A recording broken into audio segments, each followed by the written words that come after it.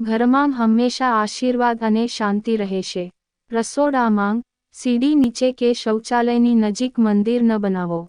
અઠવાડિયામાં ઓછામાં ઓછું એકવાર મંદિરની મુલાકાત લેવી જોઈએ. દરરોજ સવારે અને સાંજે તમારા ઘરમાં અગરબત્તી અને દીવા પ્રગટાવો.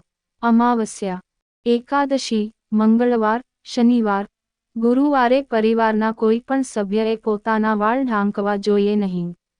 ઘરના મંદિરમાં હંમેશા પડદો રાખવો જોઈએ. બાથરૂમમાં આખું મીઠું ભરેલું કાચનું બાઉલ રાખવું જોઈએ.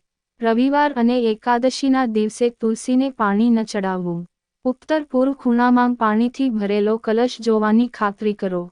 કુશ અથવા ઊના આસન પર બેસીને હંમેશા તમારું માથું ઢાંકીને અને ઉત્તર પૂર્વ તરફ મુખ રાખીને પૂજા કરો.